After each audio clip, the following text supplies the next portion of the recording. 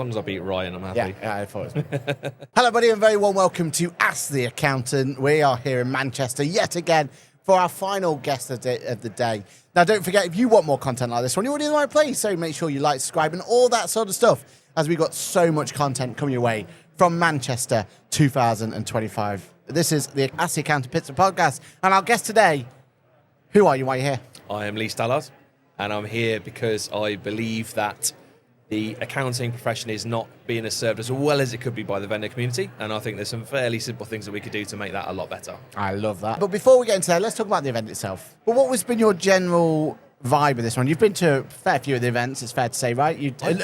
List the events you've been this year, and then what's your first impression of this one? The events I've been to this year, I've been to, I think, all of them. I don't think I went to Fab, or I went to the rest of them. This is great. I like Accountex North. It's much more intimate than some of the other events. It feels like it's more manageable for people that don't necessarily keep their head in this space as much as some might do. It feels a bit busier than last year as well. There's been a constant buzz through the day. So yeah, really positive today. Loving that. What are you most looking forward to about today? Is there any talks or anything you wanted to go to? Or was there a particular vendor you wanted to see or anything like that? Not especially. I think we've got a really nice community in the accounting tech space, I think. Yeah. And a lot of that happens over Slack or Zoom calls or remote conversations. Yeah. It's quite rare to get everybody under the same roof. So really that for me was the sort of big draw of today, just getting amongst everybody, catching up with acquaintances and friends. And it's having a nice time. And obviously Digital Disruptors Awards last night. We can't not talk about the event. It was absolutely spectacular. How did you feel the event went? Were you surprised with the amount of people there or anything like that? Like, what was your general thoughts of it? Really positive. It's been a lot of hard work to get to this point, including you and Lizzie as well. So I want to thank you again for your input on that. It was fantastic. But yeah, the event went really well. Everything happened that we wanted to. Nothing broke. No major blunders. And that's about all you can ask for when you're running events, right? But everyone seems to have gone away happy, so we're delighted. And for some reason, we're not talking about only one particular award this year. It's strange, that, isn't it? I wonder why that was, but I digress. But no, it seems like everyone seemed to be really happy with who won. Some multiple winners as well, Free Agent walking away with 2 is very, very good. And they're showing it off as well. That's what I like about this event, right?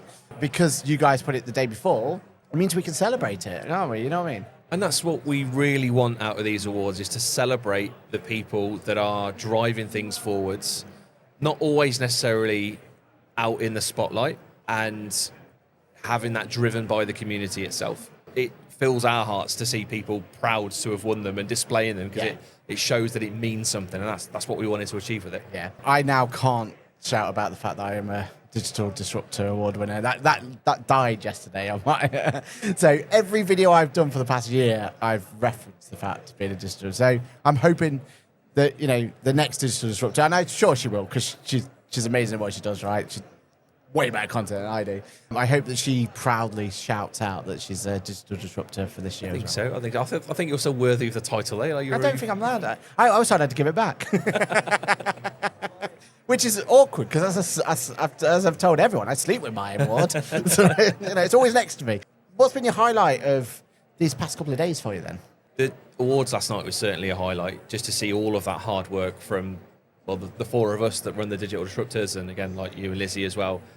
Loads of effort gone into it, and just see it all pay off and work and everyone come away happy was very satisfying. And then just today's just been one rolling highlight, really. Nice. Just walking around. I've been fortunate I've been in this space for a long time. So you can't really walk more than 20 yards without bumping into someone that you know and catching up and having a chat and things like that. So that's been great. It's made it a very tiring day, but certainly worth it. Yeah, 100%. Definitely worth it. So to make the most out of a day like this, though, even though it's so tiring and everything else, what would you do, or what advice would you give to people to take action from it? Because there's definitely going to be people who are listening to this who's probably never been to an event, maybe a little bit nervous, maybe could just not had the opportunity or whatever it's going to be. But we're all busy people. We've all got businesses to run, etc., etc. What do you do to make sure that an event like this, you make the most out of it? So I've maybe got a slightly different perspective than the audience, because I'm not in practice anymore. Yeah. But I think if you were in practice, that when you look around in the hall here, a lot of this is digital tech solutions, right? So products, software that you can use in your practice. And really this then means that this event is a step in a digital transformation process. Yeah. And it's probably step 5 of a 20-step process. And that means that really there are sort of 4, 5, 6 steps, or however many, before you even step foot in here, that you really want to have in place. So understanding what are the problems that you're trying to solve in your practice? Why do you want to solve them? Are your team on board with the fact that you want to solve them? Because if you go back to the practice with a laundry list of new stuff that you want to implement, well, that's fine. But if you've got a team, you need them behind it as well. And if they're just first hearing about that when you've signed a deal and now they've got to do something with it, it's really challenging to have them not derail that process. 100%. So I would say really having thought through what you want to do ahead of time, not biting off too much or more than you can chew, and then being very selective about the sort of products and solutions that you're looking for, and then moving forward on your terms. Because all of the vendors in here, they've obviously paid money to be here, they've got exceptional marketing teams, salespeople, they're going to drive the agenda as much as they can because it's their job. If you're not showing up with your perspective of how you want this to work, you'll be working to their agenda rather than your own. Yeah, that's so do it on your terms if you're going to move forwards, but then critically take action on, do something with it. Don't waste the day by going home with a list of things to do and then it's too much to bother with. Yeah, I mean, that's really good advice. At the very start of the show, you said that you feel like that, as accounting industry, we've been, I can't remember exactly your term, but underserved by the vendors. Is that what you're meaning, or is there more to it? I think it's part of it. I think that vendors, and this isn't everybody, right, but generally speaking, have got very, very, very good at the sales and marketing part of the process, because if you build a piece of software, you need to go and take it to market. Yeah. What tends to get missed is the post-sale support. And there's a few vendors that do this quite well, and they've got developed customer success teams that will go and implement things, but for the vast majority, they don't. So what happens is you buy a piece of tech, and then your account manager or the salesperson is trying to help you onboard it, or there's just nothing, and you've got to figure it out yourself. And that's, I think, where accountants and bookkeepers are underserved, because the process of transformation is not about a piece of technology. It's about learning to work in a better way to get a different result from what you were having before. If you want to be more efficient, well, you need to put different inputs in. Yes, use a different system, but treat the workflow in a different way. And by not training the accountants and bookkeepers and their clients on those new workflows, I think that robs the accountants and the bookkeepers of the opportunity to get immediate value. And then that results in either accountants and bookkeepers churning off and just not bothering and just dropping off, or the small businesses not necessarily getting to experience that because it doesn't get passed out to them efficiently. And ultimately the vendors suffer because they can't grow as fast. So it just stalls everything. So I think that implementation, that post-sales element, is an area that, if improved, could have drastic results for everybody involved. Yeah, completely. And I feel like the training seems to have fallen off at the moment as well. Like, I'm a big advocate of really good training, certifications and things like that. And I just, it like you said, that's been removed at the moment. I just feel like there's better, we could be serviced better, can't we?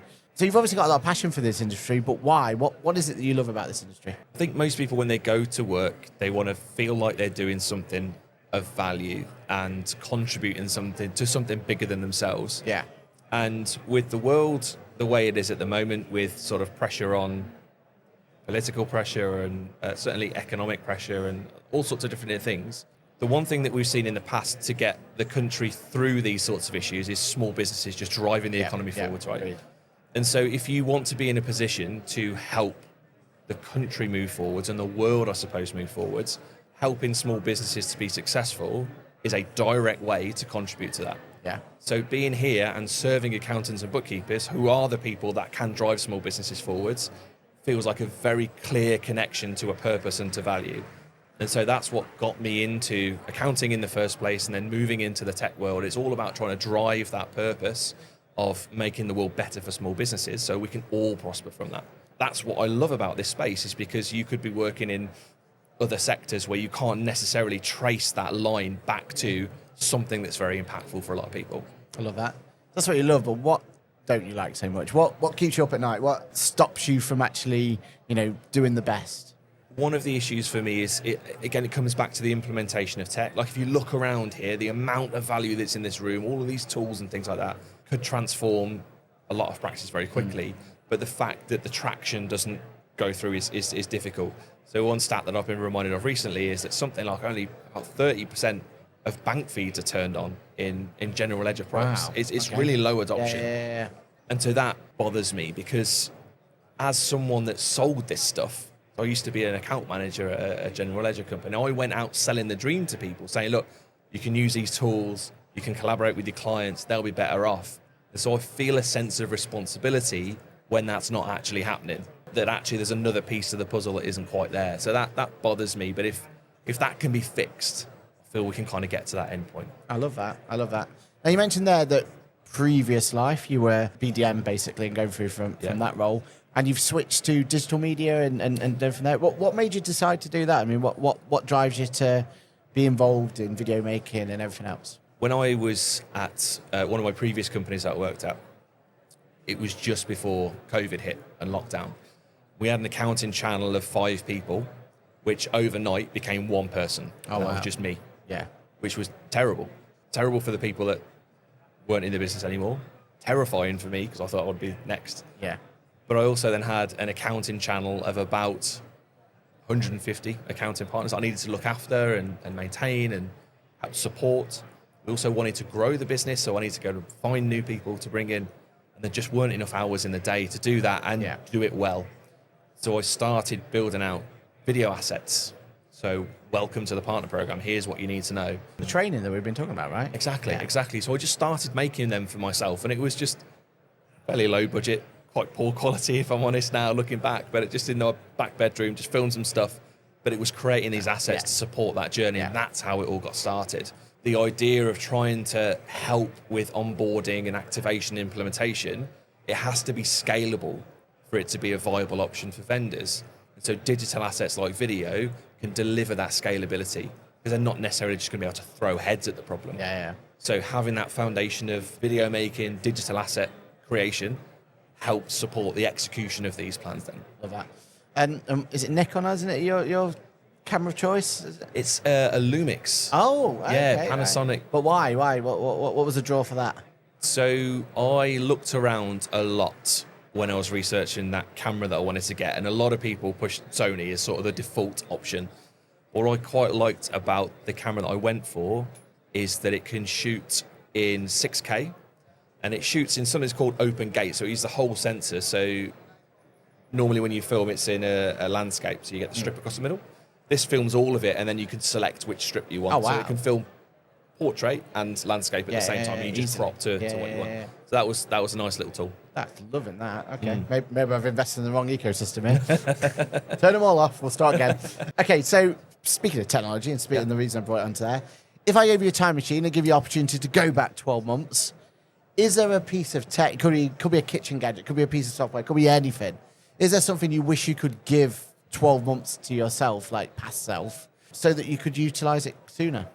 That's a really challenging one. I was using a lot of tech a year ago, and I think in the last 12 months, it's been a process of unpicking that to an extent and simplifying and cutting some of those things out. Really? I'll give you an example. About a year ago, I had my AI note taker connected to my task manager. So I used ClickUp as a task manager. Yep. That would then capture the actions from a meeting, push them straight into my task manager, and then that would be linked to a scheduling tool that would then start putting those tasks on my calendar.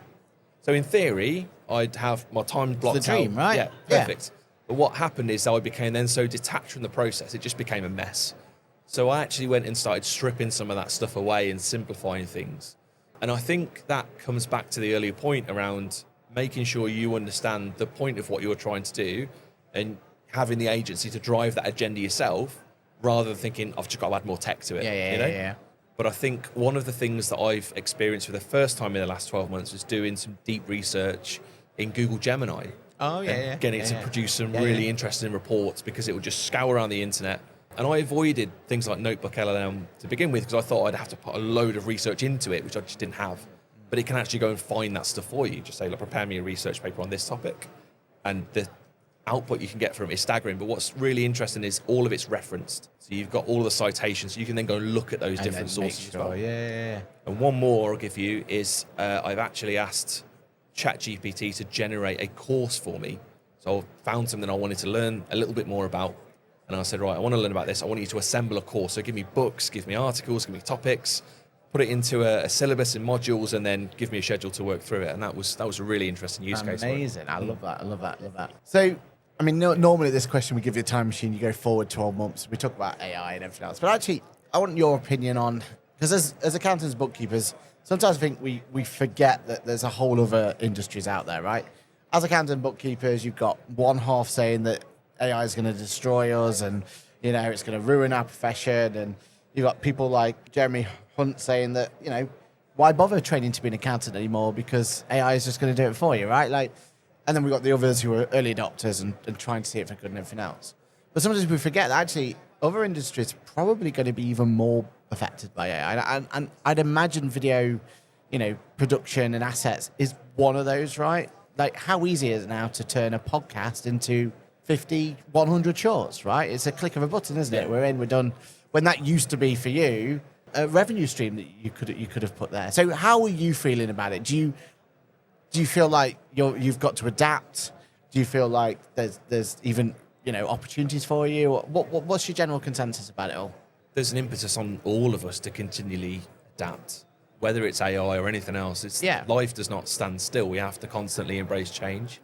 Not long ago, I say not long ago, but at some point you weren't even having digital cameras, were you? It was film, yeah, and editing somehow film, which baffles me how that was ever done. I think as things change, doors open and doors close. But I would see that as if someone wouldn't want to use a video company to create 50 assets from an interview, well, they were probably never going to be a client in the first place. Because they don't have the budget in that. Yeah. I think what it enables us to do is think more about the purpose of what we're doing and why.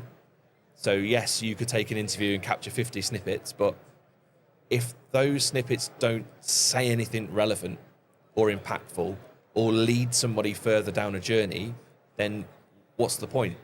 Because it becomes easy. It can be quite tempting then to say, well, actually, let's just flood our feed with content and we can tick the box, we've posted. But actually, what's that doing? Where does that connect to something else? And so when I'm working with clients on the video side of things, I always try and treat it as saying each video needs a job.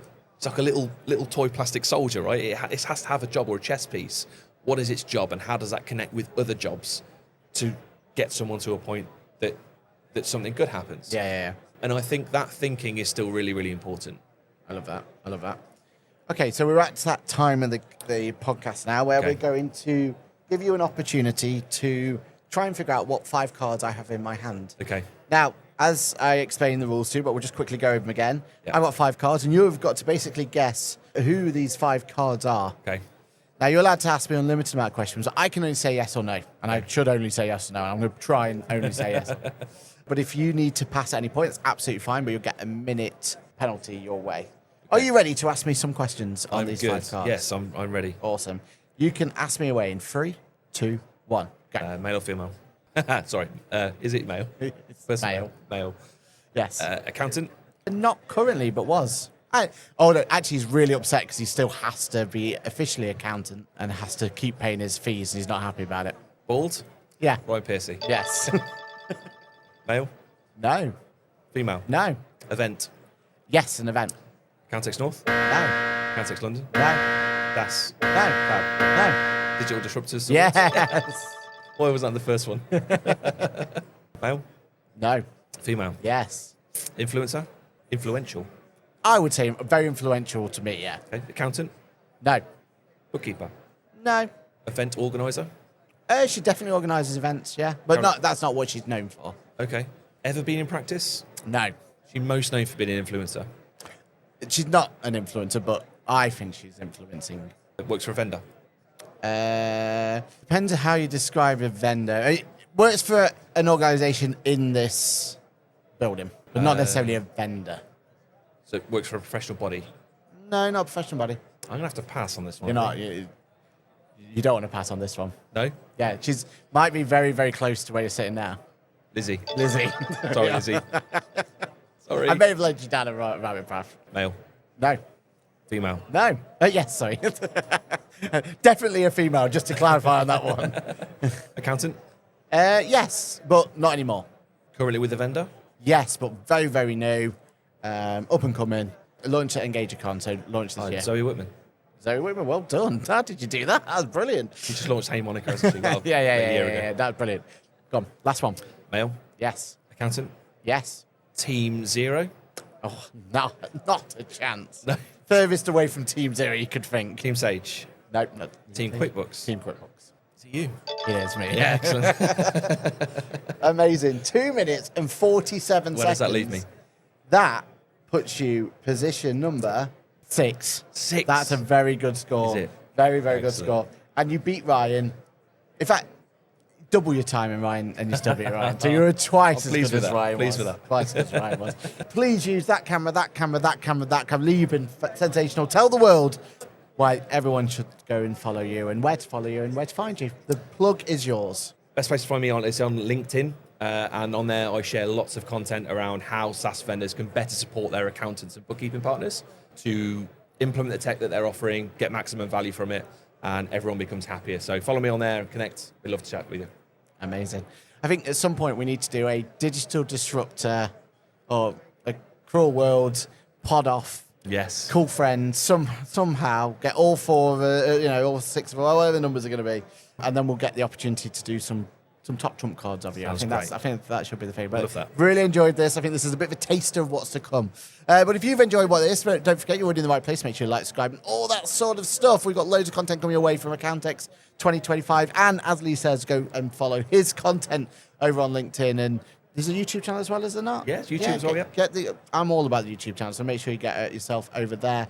Digital Disruptors, all that sort of stuff. You'll find him all over the place, all over the internet, to be completely frank with you. My name's Nomad Patrick. Thank you so much for watching this episode. Don't forget to like, subscribe, like I've already said. And thank you so much, Lee, for giving up your time, coming on our little podcast. And also, thank you for yesterday as well. It was brilliant. Pleasure. Thank you for having me. Thank you. Bye.